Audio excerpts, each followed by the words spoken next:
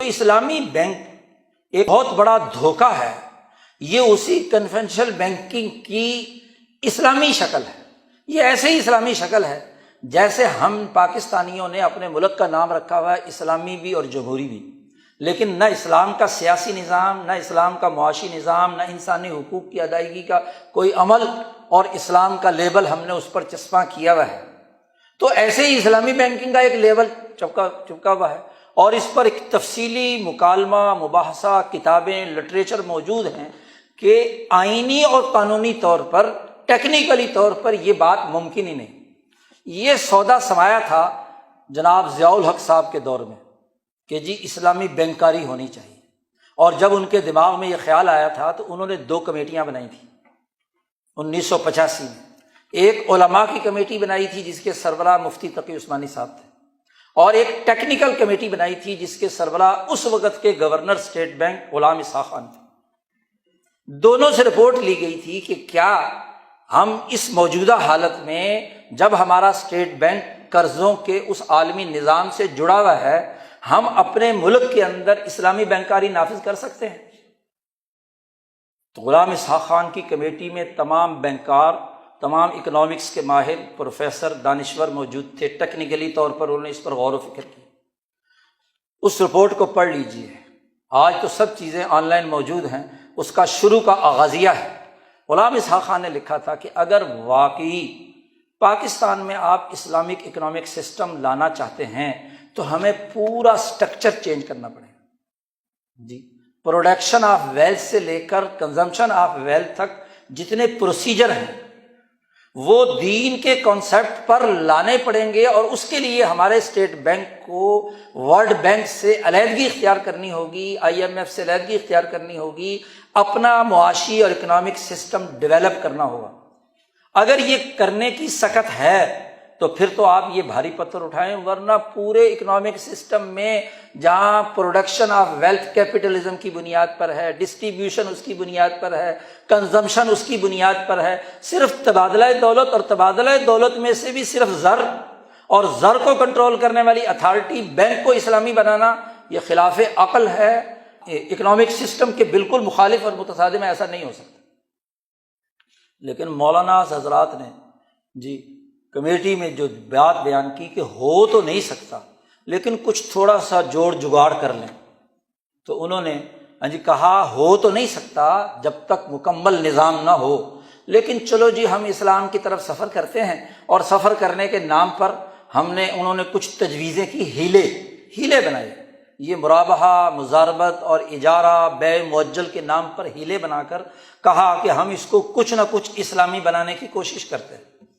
اور وہ رپورٹ جب بینک کے پاس گئی، وزارت خزانہ کے پاس گئی اور ضیاء الحق صاحب کے سامنے گئی، تو انہوں نے اسحاق خان کی رپورٹ کو تو ایک طرف رکھ دیا، کیونکہ ہم نے اس وقت اسلام کھیلنا تھا۔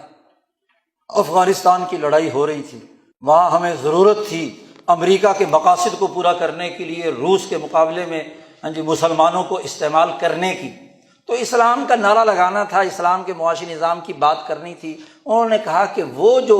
سسٹم ہے جس میں ہیلے بنائے گئے ہیں اس کے مطابق سسٹم بناؤ،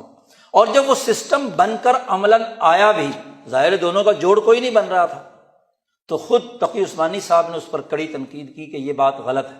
لیکن اس کڑی تنقید کے باوجود آج تک وہ اس کی نمائندگی کر رہے ہیں، کس بنیاد پر؟ تو بات یہ ہے کہ اسلامی بینکنگ ہو یا کنونشنل بینکنگ ہو، دونوں کی دونوں دراصل اس عالمی قرضوں کی معیشت کے نظام کے ساتھ وابستہ ہیں۔ تو اسلام کے ساتھ تو کم از کم مذاق نہ کیا جائے۔ اگر ہم اتنی جرأت نہیں رکھتے کہ اپنا نظام اسلام کی اساس پر بنائیں، تو کم از کم اسلام سے مذاق کرنا تو چھوڑ دیں کہ اسلام کے نام پر ہم بینکنگ کی وجہ سے سادہ مسلمانوں کو بے وقوف بنائیں، اور کام وہی کریں جو روایتی بینکنگ کر رہے ہیں، کام وہی کریں قرضوں کو سود پر چڑھانے کا، اس کا نام بدل لیا جائے۔ نبی اکرم صلی اللہ علیہ وسلم نے فرمایا تھا کہ آخر زمانے میں ایسے لوگ ہوں گے کہ جو سود کو جائز بنانے کے ہیلے کریں گے، اور ان ہیلوں کے ذریعے سے لوگوں کو بے وقوف بنائیں گے۔ آج یہ کام ہمارے ساتھ پچھلے 75 سال سے ہو رہا ہے۔ ہمیں علمی طور پر اگر ہم واقعی اسلامی نظام کی طرف آنا چاہتے ہیں تو اس کے بنیادی پرنسپل اختیار کرنے ہوں گے، اور نہیں تو ہم علمی دنیا میں بطور تھیری کے تو اس کو سمجھیں، ٹھیک ہے ہم میں سے ہر آدمی یہ تبدیلی نہیں کر سکتا، لیکن علمی دنیا میں مکالمہ تو ہو، اسلام کا ایک مکمل اکنامک سسٹم تو ہمارے سامنے آئے، پوائنٹ آف ویو تو واضح ہو، اس کی اساس پر ہم کوئی نظریہ تو رکھیں، اسلام کے ساتھ کھلواڑ اور مذاق نہ کریں۔ آج ضرورت ہے کہ ہم دین اسلام کی بنیادی اساسی تعلیمات جو عقلی بھی ہیں،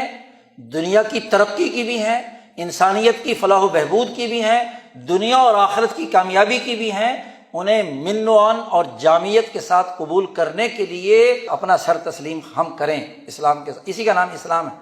یہ نہیں ہے کہ خواہشات کی بنیاد پر اس عالمی استحصالی نظام کی تباہ کاریوں میں اعلی کار بنے کہ جس کے نتیجے میں آج ہمارا ملک ہی نہیں دنیا بھر کی کساد بازاری منہ بولتا ثبوت ہے۔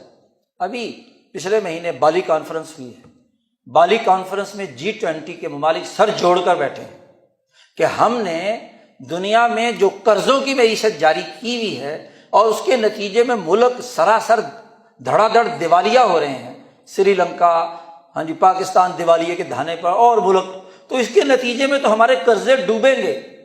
تو اس قرضوں کی معیشت کو ہمیں اس پر نظر ثانی کرنی چاہیے اور ان ملکوں کی مدد کرنی چاہیے، یہ نہ ہو کہ وہاں کے بندے مر جائیں اور ہمارا قرضہ ڈوب جائے۔ تفصیلی رپورٹ 3 دن کی آپ بالی کانفرنس کی پڑھ لیجیے کہ خود سر جوڑ کر بیٹھے قرضہ دینے والے، جس میں چائنا بھی ہے، امریکہ بھی ہے، ورلڈ بینک کے نمائندے بھی ہیں،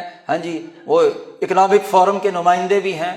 تو دنیا کے غریب ملکوں کو مقروض بنا کر ان کی معیشت پر کنٹرول کرنے پر قرضے دینے والے بھی پریشان ہیں کہ بندہ مر گیا تو وصول کہاں سے کریں۔ تو آج سوچنے کی بات ہے کہ دین اسلام کا وہ آفاقی نظام جو انسان دوست ہے، انسانیت کی ترقی کا راستہ دکھاتا ہے، اس کو ہم عقلی اور منطقی بنیادوں پر ہم مسلمان خاص طور پر اور دنیا بھر کے انسان اس پر سوچیں، غور و فکر کریں، اپنے رویے بدلیں، اپنی اجتماعیت کو اور اپنے ملک اور قوم کو صحیح راستے پر گامزن کرنے کے لیے کردار ادا کریں۔ وآخر دعوانا ان الحمد للہ رب العالمین۔